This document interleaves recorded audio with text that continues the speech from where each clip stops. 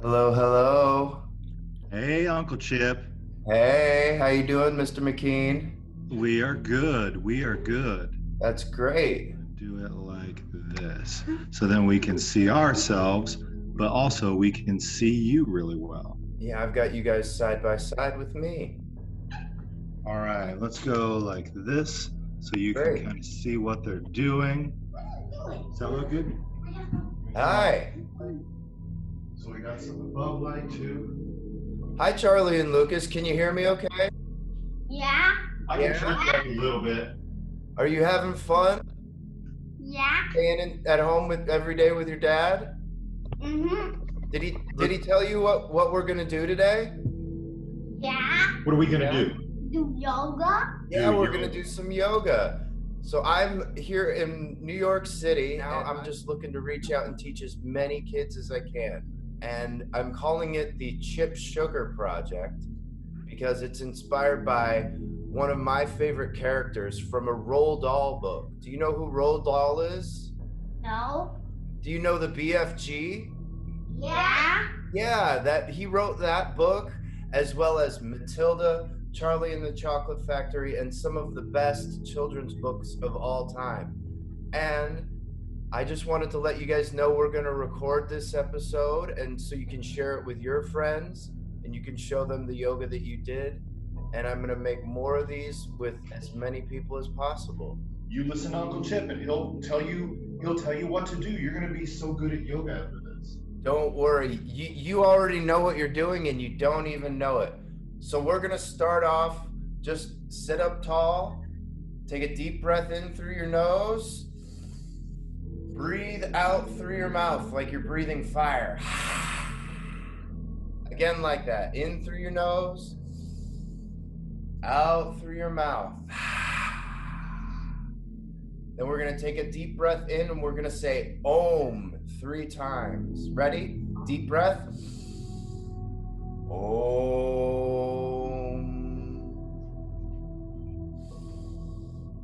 Om.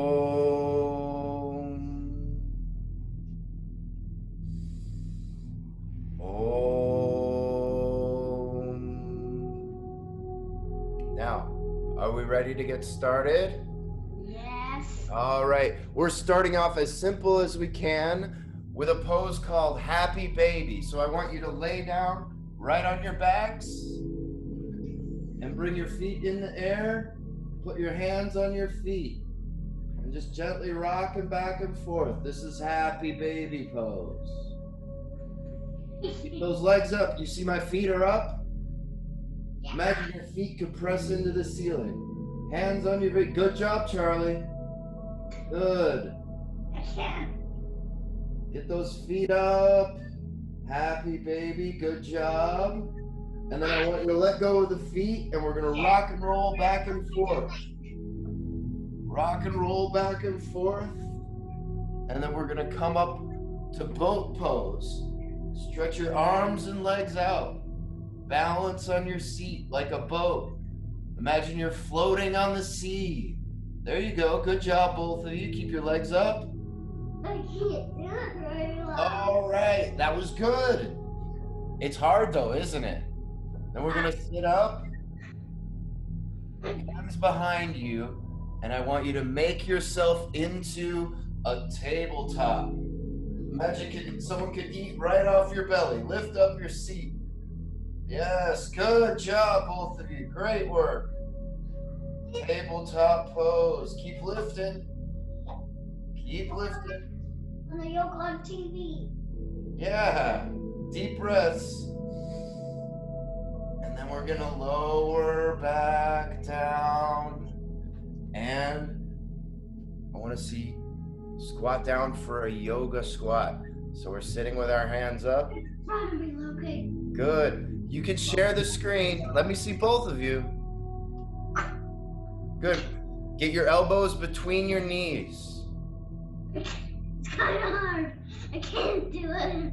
You can do it. I know you can. Good job. And then take your hands, put them right on the ground, and lift up your seat. I want you to hang out over your legs. Keep your legs as straight as possible. Just fold forward. Let your head hang down. You could cross your arms and swing back and forth. You see, like that? Gently let everything hang out over your legs. Very good. You move a little bit this way, right there. And Charlie, you move right there. See, look. That way you can see yourself. Dad's making sure that I can see both of you. Yeah, you want to be sure Uncle Chip can see you. Thank you, Justin. You got it, Uncle Chip. And now, I want to see chair pose. Bend your knees with your arms. You can have them like this, or you can raise them up. Look like this. Imagine you're sitting down in a chair. Chair pose. Okay. Good. I'm very good at this, like this. Yeah, good. Oh, you can do it as good as me. Oh yeah? I better be able to do it right. Okay.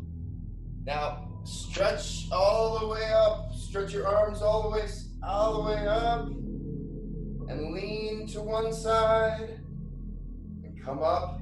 Lean to the other side. Good. Up again. Lean. And up. Lean. And up. Now, fold forward. Place your hands on the ground. And step back to downward facing dog. You see? Breathe in. Breathe out. Let me see. Good. Both of you. You want your knees up. And we're gonna breathe in. Come into upward facing dog. Good. Upward facing dog. And then go back to downward facing dog. Just breathe back and forth. Breathe in, upward dog. Breathe out, back to downward dog. Breathe in. Breathe out. Very good. Breathe in. Breathe out. And now we're gonna come into a plank pose. Make your body as straight line as possible. And you guys wanna hear a fun name? Yeah. This next thing is called Chaturanga Dandasana. And it's like a push-up, but we lower our bodies down slowly to the upward facing dog. Back to downward facing dog. Back to a plank pose. And we lower just our knees first. Then our chest and chin. And we come up.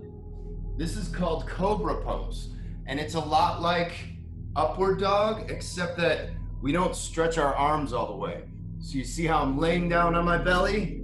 I've got my ribs on the ground, my elbows back, and I'm like a cobra. Stick out your tongue. Good. Then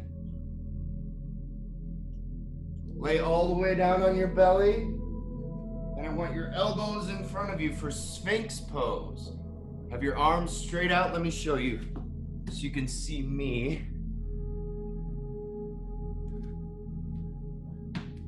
Have your arms straight out in front of you like the Sphinx, the statue of the Sphinx in Egypt.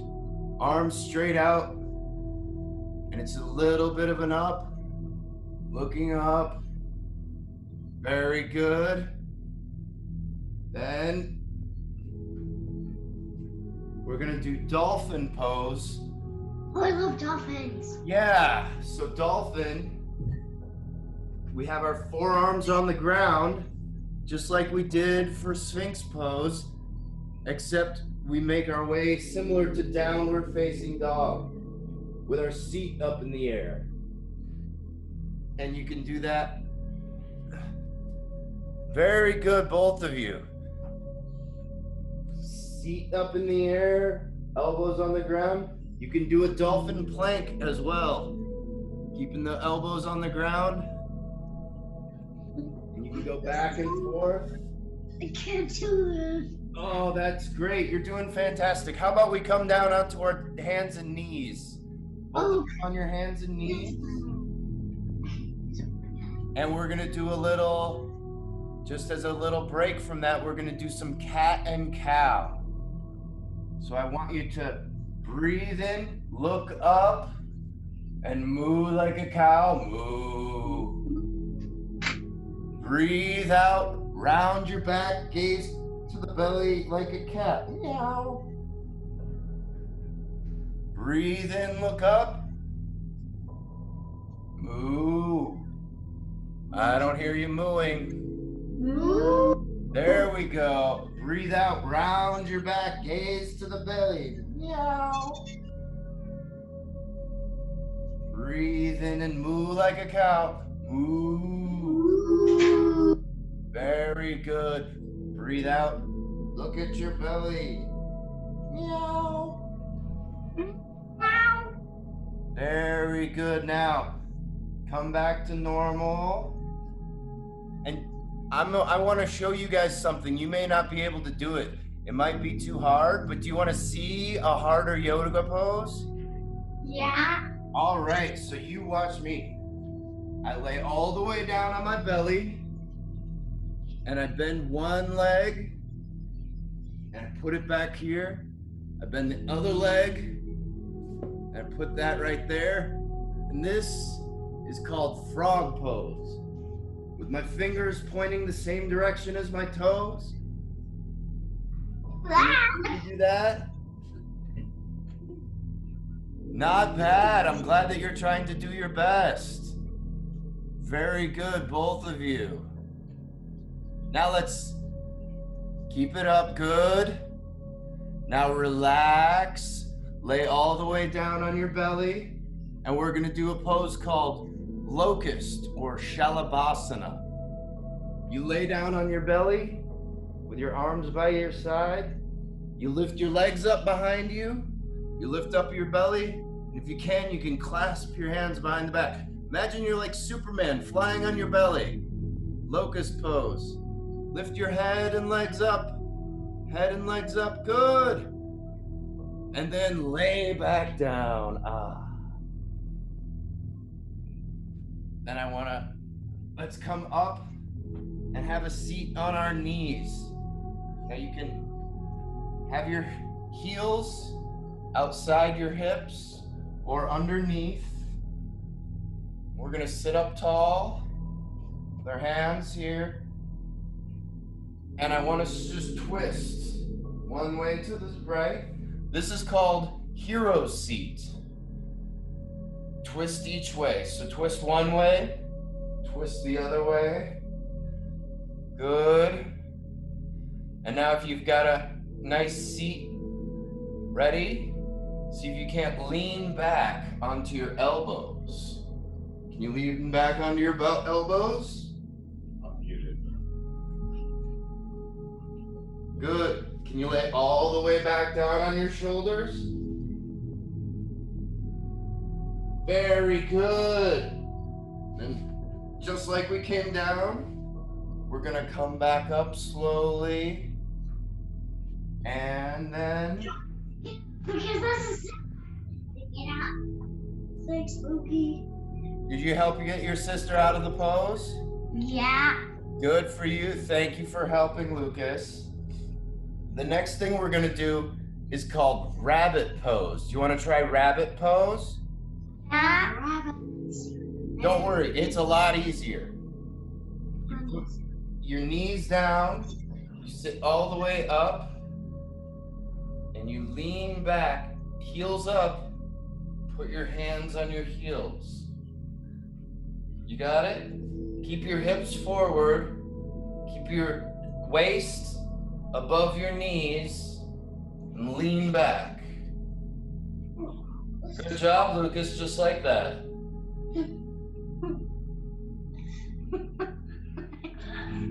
Having fun? Oh, that was popped. Got it? All right. So There's also camel pose, but that's a little bit harder. Maybe we'll do that next week. Next, we're gonna roll over. I wanna see lay down on your back with your knees up for bridge pose. So first you watch, and I lift my hips off the ground, extend my arms underneath so that I'm making my body a bridge. If you can, you could just keep your arms at the side, but lift the hips up. Lift yourself up off the ground. Good job, both of you. Keep lifting, lifting, lifting. And lower back down slowly. Now, do you want to try something a little bit harder? Yeah. This one's called real. It's just like that, but you take your hands, place them by your ears. I can't do that really well. That's okay, just do your best. The next thing is to push with your hands and feet as hard as you can. Can you push yourself up? Either of you make a wheel? Good job. Let me see here. Very good. Was easier. I could do it. I know, it's okay. You're doing great though. You really are. Good, Charlie. Keep it up now. Gently lower yourself back down. Good work. And let's draw our knees up. Give them a squeeze. Roll around. Let's make some little circles. Then rock back up. And we're gonna stretch our legs straight out in front of us. So we've got our legs straight, sit up tall, reach up into the air, and reach for your toes. Can you touch your toes? No. Now, if you can't touch your toes, I can touch my toes. can you take a little blanket or a belt and wrap that around your toes to break them closer to you? What do you have something? Yeah, that's perfect. You can Okay, use but I that don't have. and wrap that around your feet. Bring them closer to you. Now, Charlie, I think you can touch your toes. Can you show me you can touch your toes? Yeah, Charlie's got it. Lucas, just do your best. Don't worry, you'll get there, I promise. And then let's come all the way up. Bring your knees up. Let your knees go out to the side. So we've got our knees out. And we're gonna sit up tall. And then we're gonna see if we can touch our head all the way to our feet. Can you touch your feet? This is called Baddha Konasana. I've done this before on that TV. You want it on the big screen? Yeah. Well, can you do the splits like that, Lucas? No, not as good as Charlie can. Well, there's another way that you can do them in yoga that isn't as hard as doing them side to side like that. If you start in a downward facing dog, you can step one foot straight through your hands. And this is a close. And then switch your legs. Step one foot back. Step the other foot forward. Now I have to use blocks here because, like you, Lucas, I can't do a full split. And that's okay. There are some poses that some people can do, and there are some poses that people can't do. And the most important thing is knowing your limitations. That was really good, everyone. Do you want to see some more poses that maybe I can do that you can't? Yeah.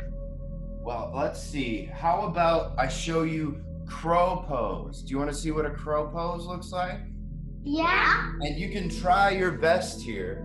For crow pose, take my hands, place them on the ground, and then I take my knees and my armpits, and I balance I don't want to my do hands.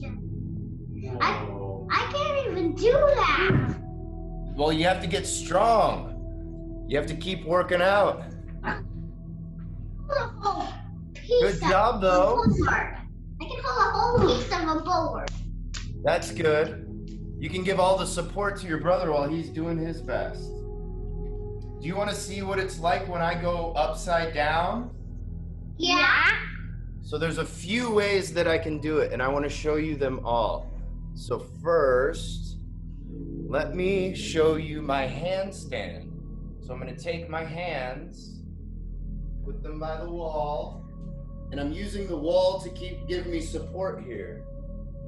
And I take one foot, and I kick it up to the wall.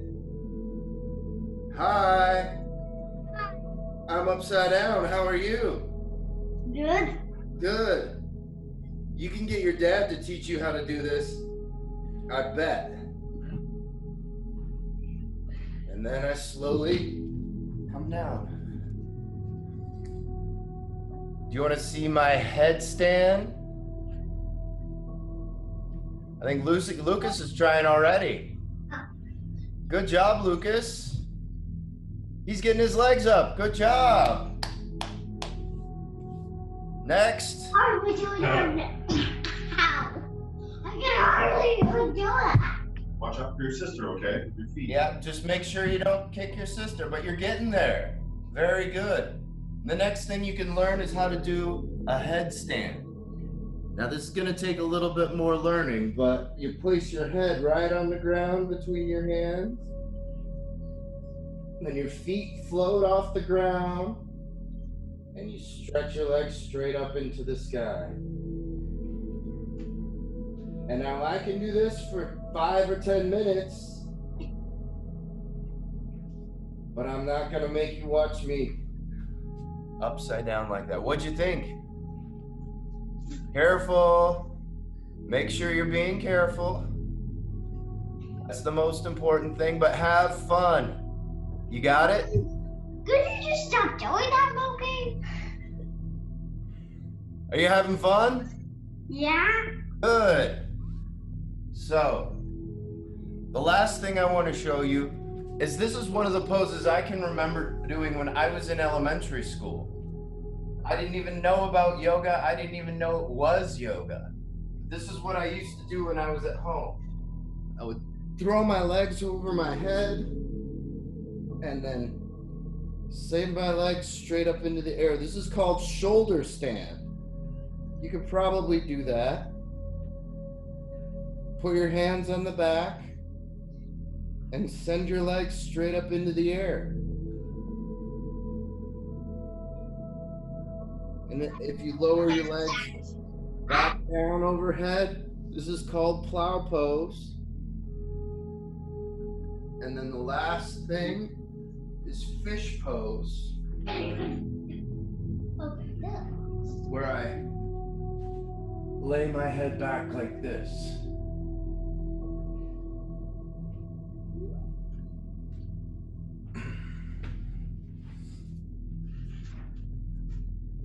Very good. Did you guys have fun so far? Yeah. Yeah. Have you ever done any of that before? No hands. The next thing I want to do It's final done, is a little bit of a chanting meditation. Now, do you think you can chant another something with me while we sit up tall and sit still for just a couple of minutes? Now, in yoga, when I teach a class for adults, we would sit perfectly quiet for 5 minutes or 10 minutes or sometimes even longer. But I'm not gonna make you guys sit that quiet that long. We're gonna find a nice comfortable seat and we're gonna repeat something together so that we can help to focus our mind. Meditation is all about focusing the mind and letting go of other thoughts. And in order to do that, we're gonna say the words to one of a song by a band that your dad and I love so much. You guys know the Beatles? Yeah? You know the song All You Need Is Love? No? Yeah? I bet you do. The words are very simple. They say, all you need is love. All you need is love. All you need is love. Love is all you need. Do you understand? Yeah? We're gonna sit up tall. We're gonna close our eyes. And I want you to repeat with me. All you need is love. All you need is love. Yes, all you need is love. All you need is love. All you need is love. All you need is love. Love is all you need. Love is all you need. Let's do that again. All you need is love. All you need is love. All you need is love. All you need is love. All you need is love. All you need is love. Love is all you need. Love is all you need. Very good job. That was not bad for your first meditation. Do you think you could do that again sometime on your own? Yeah? Yeah? Who inspired me to start being a yoga teacher was the author Roald Dahl. And this is a book called Matilda. And I'm going to read a chapter from this. And if you keep watching the show, each week I'll read another chapter from this. But first, I want to get you to relax in a pose that we call Shavasana. Are you ready? So I want you to lay down with your head towards the computer and your feet facing back towards the room. So lay down like this. Good. And your arms and legs out to the side. Your palms face up. And I'm going to guide you through a brief relaxation before I start reading the book. So lay all the way down, close your eyes. And as you close your eyes, I want you to tell each part of your body to relax. So just like we repeated the mantra, I want you to tell your toes, your feet, and your ankles to relax. Can you say that? Say toes, feet, and ankles, relax. Toes, feet, and ankles, relax. Good. Then calves, knees, then thighs, relax. Calves, knees, and thighs, relax. Good. Hips, pelvis, and abdomen, relax. Hips, pelvis, And abdomen. abdomen, relax. Good. The lower, middle, then upper back relaxes. The lower, middle, and upper back relaxes. Good. Fingers relax. Fingers relax. The forearms, elbows, and upper arms relax. The forearms, elbows, and upper arms relax. Relax your chest, shoulders, and neck. Relax. Even let your mouth and tongue relax. Eyes, ears, and nose. All of the senses of your head, letting go. Your whole face and every inch of skin, from the bottoms of your feet all the way up to the crown of your head. Feel relaxation in every millimeter.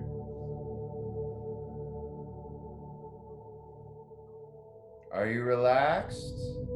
Yes. You ready to hear the first chapter of Matilda? Yes. And like I said, this is by Roald Dahl, who is my favorite author of all time. And it's about a young girl whose name is Matilda. The first chapter is called The Reader of Books.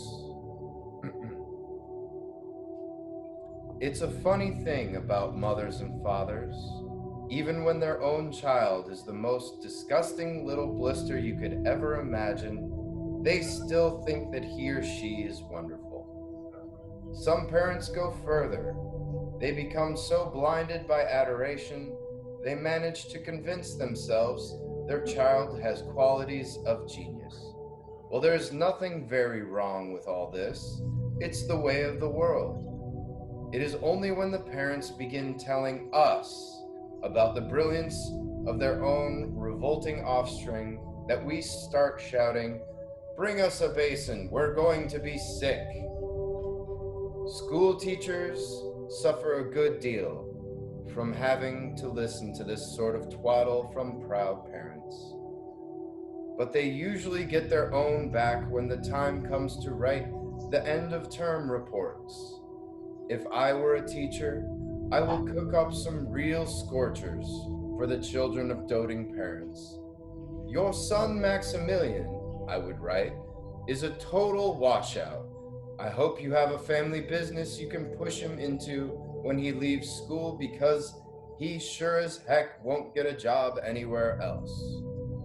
Or if I were feeling lyrical that day, I might write, "It is a curious truth that grasshoppers have their hearing organs in the sides of their abdomen. Your daughter Vanessa, judging by what she's learned this term, has no hearing organs at all." I might even delve deeper into the natural history and say, the periodical cicada spends 6 years as a grub underground and no more than 6 days as a free creature of sunlight and air. Your son Wilfred has spent 6 years as a grub in this school, and we're still waiting for him to emerge from the chrysalis. A particularly poisonous little girl might sting me into saying, "Fiona has the same glacial beauty as an iceberg, but unlike the iceberg, she has absolutely nothing below the surface." I think I might enjoy writing end-of-term reports for the stinkers in my class. But enough of that. We have to get on.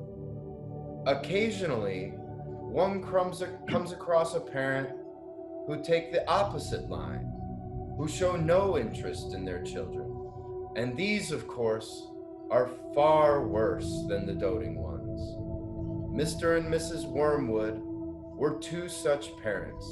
They had a son called Michael and a daughter called Matilda. And the parents looked upon Matilda in particular as nothing more than a scab. A scab is something you have to put up with until the time comes when you can pick it off and flick it away. Mr. and Mrs. Wormwood looked forward enormously to the time when they could pick their little daughter off and flick her away, preferably to the next county or even further than that.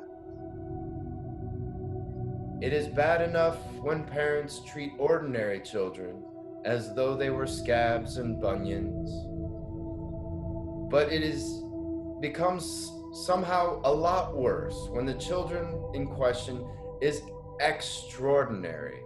And by that, I mean sensitive and brilliant. Matilda was both of these things, but above all, she was brilliant. Her mind was so nimble and so quick to learn that her ability should have been obvious even to the most half-witted of parents. But Mr. and Mrs. Wormwood were both so gormless and so wrapped up in their own silly little lives that they failed to notice anything unusual about their daughter. To tell the truth, I doubt they would have noticed had she crawled into the house with a broken leg. Matilda's brother, Michael, was a perfectly normal boy, but the sister, as I said, was something to make your eyes pop. By the age of 1.5, her speech was perfect, and she knew as many words as most grown-ups. The parents, instead of applauding her, called her a noisy chatterbox and told her sharply that small girls should be seen and not heard. That's not true. By the time she was 3, Matilda had taught herself to read by studying newspapers and magazines that lay around the house. At the age of 4, she could read fast and well, and she naturally began hankering after books. The only book in the whole of this enlightened household was something called Easy Cooking, belonging to her mother. And when she had read this from cover to cover, she had learned all the recipes by heart. She decided she wanted something more interesting. "Daddy," she said, "do you think you could buy me a book?" "A book?" he said. "What do you want a flaming book for?" "To read, Daddy." "What's wrong with the telly, for heaven's sake? We've got a lovely telly with a 12-inch screen, and now you come asking for a book? You're getting spoiled, my girl." Nearly every afternoon, Matilda was left alone in the house. Her brother, 5 years older than her, went to school. Her father went to work, and her mother went out playing bingo in a town 8 miles away. Mrs. Wormwood was hooked on bingo and played it 5 afternoons a week. On the afternoon of the day when her father had refused to buy her a book, Matilda set out all by herself to walk to the public library in the village. When she arrived, she introduced herself to the librarian, Mrs. Phelps. She asked if she might sit a while and read a book. Mrs. Phelps, slightly taken aback at the arrival of such a tiny girl unaccompanied by a parent, nevertheless told her she was very welcome. "Where are the children's books, please?" Matilda asked. "They're over there on those lower shelves," Miss Phelps told her. "Would you like me to help you find a nice one with lots of pictures in it?" "No, thank you," said Matilda. "I'm sure I can manage." From then on, every afternoon, as soon as her mother and father had left for bingo, Matilda would toddle down to the library. The walk took only 10 minutes, and this allowed her 2 glorious hours sitting quietly by herself in a cozy corner, devouring one book after another. When she had read every single children's book in the place, she started wandering round in search of something else. Mrs. Phelps, who had been watching her with fascination for the past few weeks, now got up from her desk and went over to her. "Can I help you, Matilda?" she asked.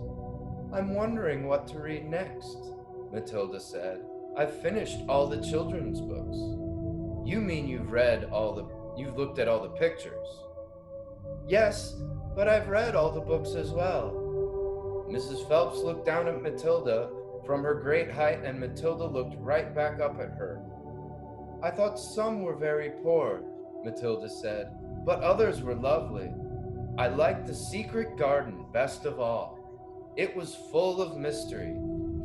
The mystery of the room behind the closed door and the mystery of the garden behind the big wall. There's a great picture here, if you want to look at the screen, of Matilda looking up at the librarian.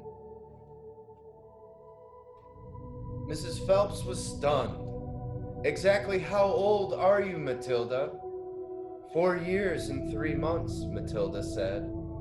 Mrs. Phelps was more stunned than ever, but she had the sense not to show it. What sort of book would you like to read next? She asked. Matilda said, I would like a really good one that grown-ups read, a famous one. I don't know any names. Mrs. Phelps looked along the shelves, taking her time. She didn't quite know what to bring out. How, she asked herself, does one choose a famous grown-up book for a 4-year-old girl? Her first thought was to pick a young teenager's romance, of the kind that is written for 15-year-old girls. But that, for some reason, she found herself instinctively walking past that particular shelf. Try this, she said at last. It's very famous and very good. If it's too long for you, just let me know and I'll find something shorter and a bit easier. Great Expectations, Matilda read, by Charles Dickens. I'd love to try it. I must be mad, Miss Phelps told herself. But to Matilda she said, of course you may try it. Over the next few afternoons, Mrs. Phelps could hardly take her eyes from the small girl sitting for hour after hour in the big armchair at the far end of the room with the book in her lap. It was necessary to rest it on the lap because she was too heavy. The book itself was too heavy for Matilda to hold up, which meant she had to sit leaning forward in order to read. Just like this. Can you see that picture? Yeah, no? Yeah, she had the big book in her lap. You see that, Charlie? She Yeah. was a little girl just like you. And she was reading a big adult book by Charles Dickens. And a strange sight it was, this tiny, dark-haired person sitting there with her feet nowhere near touching the floor, totally absorbed in the wonderful adventures of Pip and old Miss Havisham and her cobwebbed house, and by the spell of magic that Dickens, the great storyteller, had woven with his words. The only movement from the reader was lifting of the hand every now and then to turn over the page. Mrs. Phelps always felt sad when the time came for her to cross the floor and say, "It's 10 to 5, Matilda." During the first week of Matilda's visits, Mrs. Phelps had said to her, "Does your mother walk you down here every day and then take you home?" "My mother goes to Aylesbury every afternoon to play bingo," Matilda had said. "She doesn't know I come here." "But that's surely not right," Miss Phelps said. "I think you'd better ask her." "I'd better not," said Matilda. "She doesn't encourage reading books, nor does my father." "But what do they expect you to do every afternoon in an empty house?" "Just mooch around and watch the telly." "I see. She doesn't really care what I do," Matilda said a little sadly. Mrs. Phelps was concerned about the child's safety on the walk through the fairly busy village, high street, and crossing of the road, but she decided not to interfere. Within a week, Matilda had finished Great Expectations, which in that edition contained 411 pages. "I loved it," she said to Miss Phelps. "Has Mr. Dickens written any others?" "A great number," said the astounded Miss Phelps. Shall I choose you another?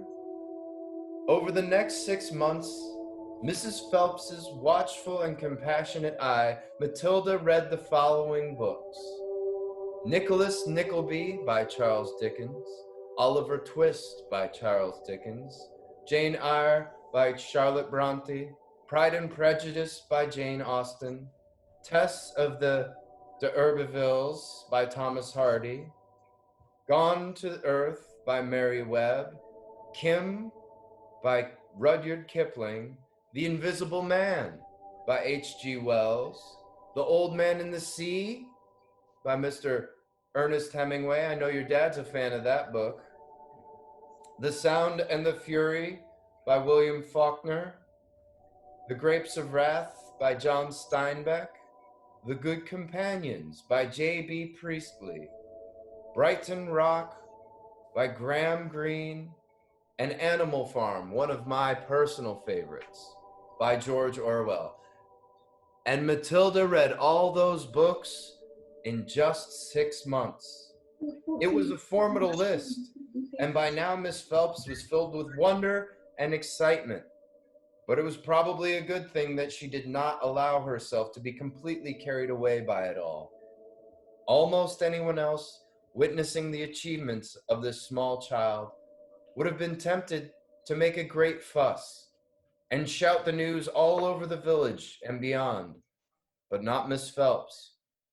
She was someone who minded her own business and had long since discovered it was seldom worthwhile to interfere with other people's children. Mr. Hemingway says a lot of things I don't understand, Matilda said to her, especially about men and women, but I loved it all the same. The way he tells it, I feel I'm right there on the spot, watching it happen. A fine writer will always make you feel that, Miss Phelps said. And don't worry about the bits you can't understand. Sit back and allow the words to wash around you, like music. I will. Did you know, Miss Phelps said, that public libraries like this allow you to borrow books and take them home? I didn't know that, Matilda said. Could I do it? Of course, Miss Phelps said. When you have chosen the book you want, bring it to me so I can make a note of it, and it's yours for 2 weeks. You can take more than one if you wish. And from then on, Matilda would visit the library only once a week in order to take out new books and return the old ones. Her own small bedroom now became her reading room, and there she would sit and read most afternoons, often with a mug of hot chocolate beside her. She was not quite tall enough to reach things around the kitchen, but she kept a small box in the outhouse, which she brought in and stood on in order to get whatever she wanted. Mostly, it was hot chocolate she made, warming the milk in a saucepan on the stove before mixing it. Occasionally, she made Bovril or Ovaltine. It was pleasant to take a hot drink up to her room and have it beside her as she sat silent in her room, reading in the empty house in the empty afternoons. The books transported her into a new world and introduced her to amazing people who lived exciting lives. And she went on olden day sailing ships with Joseph Conrad. She went to Africa with Ernest Hemingway, and to India with Rudyard Kipling. And she traveled all over the world while sitting in her little room in her English village. Can you see the picture there of Matilda with her books in the room? I can't see very well. Let's see. Can you see, Daddy? Oh, yeah. Oh, what is sitting next to her? Yeah, she's sitting right. Hot chocolate. Yum. Yeah. I want hot chocolate. Me too. We've done just about all the yoga for today, and you guys did so good at that. I hope that we can do this again sometime.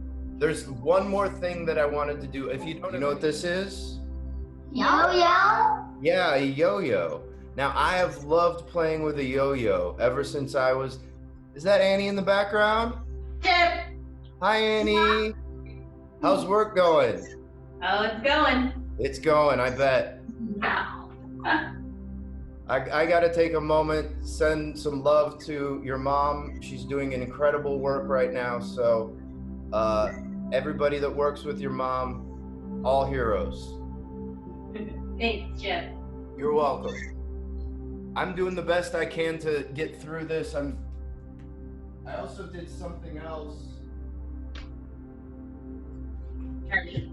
Last night I baked a cake. We love cake. I know, I wish I could send you a piece. It just means next time I see you, I have to bake another cake. That sounds delicious. It was, it was my first time baking a cake, and I gotta admit, it turned out pretty good. Nice. It's a good thing Chip does a lot of exercise so he can eat his cake. No. So, you guys want to see me play with the yo-yo? Yeah. Cool. I love to hear that because I never get to show anybody my yo-yo. Because I like yo-yos because I never have one. And I just want one, but nobody gave me one.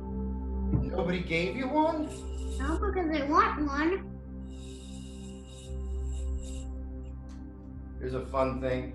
Watch this.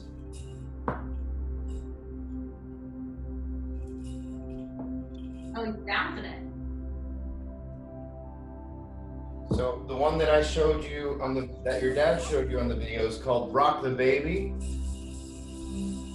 And that's where you take it and you just rock it back and forth.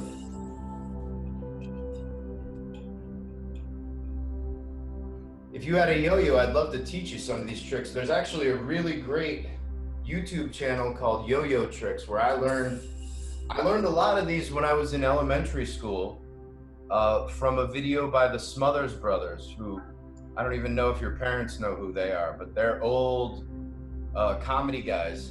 And one of them was the Yo-Yo Man. Who likes coffee? But you know who's on my coffee mug? Who is that? President Trump?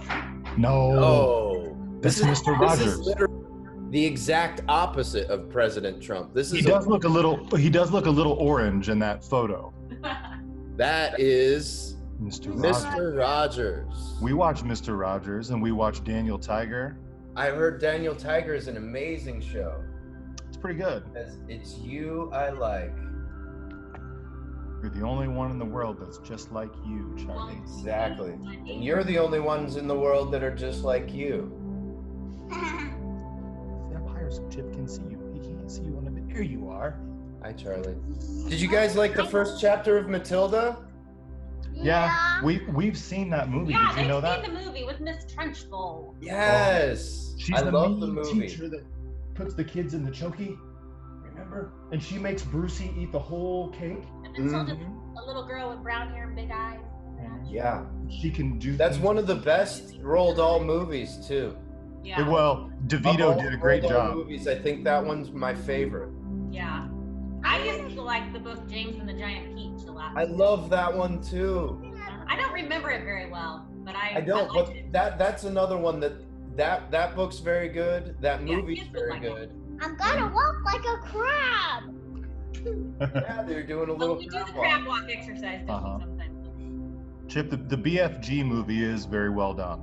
Well, Hey, Spielberg I did heard that. HBO is doing free. You can get HBO free right now. Oh, really? The app. I heard it on the radio today. That's So wonderful. yeah, I think that's Could be a good time for some Game of Thrones, Yeah. which I've I never need seen to- one episode of. Are those Legos? Oh yeah. I Chip, do love you wanna see- Legos. Let's look at what Chip or what Lucas has built. I'll show you this one Well, first. he's built it once before, but he's rebuilding Yeah. it. It is Very cool. Yoda's house. Yoda. And See, that- this is Yoda. Where's Luke? I Luke always Skywalker remember is that- hanging from this, and he's got a lightsaber. Get your Ferrari, Lukey. You've been building Over there. some Avengers things, and he does this all himself. That's Follows awesome. the instructions. This thing like shoots. He is a kid after my own heart. I had the same thing when I was at your age. Oh I used yeah. to play with all those. He built the Ferrari. I mean, That's so cool. Very good job, Lucas. oh, Charlie. My What do you got Ariel yours, Lego. Charlie? Charlie got some Little Mermaid ones, And Awesome. she got a little fairy kit. and she built that almost all by it's herself. a fairy bakery. Very good. Choose I'm one. proud of both of you. Oh yeah, Lucas wants to be a builder when he gets bigger. Who do you know that's a builder, Lucas? Poppy. Annie's dad. Yes. He wants to be a builder like Poppy. Well, Uncle Chip, thank you for doing yoga with us. What do you guys say? Thank you. And there's a Thank you both. There's And I'm planning on putting this on YouTube on Monday so you can share it with your friends and your friends can see you. By the camera. Awesome. See it. Who is? Hold it up. You gotta hold it up higher, like that. Are you gonna do this with families, Chip? What's that? Are you gonna do this with other families? Yeah, my cousins have some, their kids are doing YouTube videos, so I'm gonna reach out to them. I was kind of doing this so that I have something recorded that I can show Yeah. them so Yeah. that they know what I'm doing. Yeah. And then just kind of keep it going, reach out to everybody and do this on a Friday and put it out online on Monday. And So is it like a free thing, or would you do it? How do you do that? what's that? Do you do it with families? Like, could you advertise this and they would pay you to do it, Yeah. or I is mean, it just free? well, right now I'm just trying to do it, Get more than interest, anything. yeah. Yeah, I want to do this as much as I can. It's Ariel. I have two Ariels. There's your little tail. There's a mermaid Ariel and then a human Ariel. Well, she needs her legs. She's got Right. And Derek. You gotta hold it up. The And camera's Eric. right there, Charlie. So you gotta That hold is it up. Eric. such a good movie. I know. Uh-huh. That is still one of the best. This is It's one of what Mommy's Lucas favorites. wants to build today. Oh He said- wow! He got it for his My birthday. That one Yeah, takes it's really screws and everything, doesn't it? Oh yeah, it's got the screwdriver in it. He's like, An oh, erector set? he's like, but Daddy, it says 8+, and I'm like, that's no big deal. Nah, you can do that. It's like an erector set, yeah. Yeah, Here, buddy. that's great. My Lego Ariel set folds into a book. It folds Do into a book? See? Now That's it's so a book. cute. Awesome. So it stays all protected and everything too. Yep. Very cool. Okay, we can do that. Well, I had so much fun teaching you today.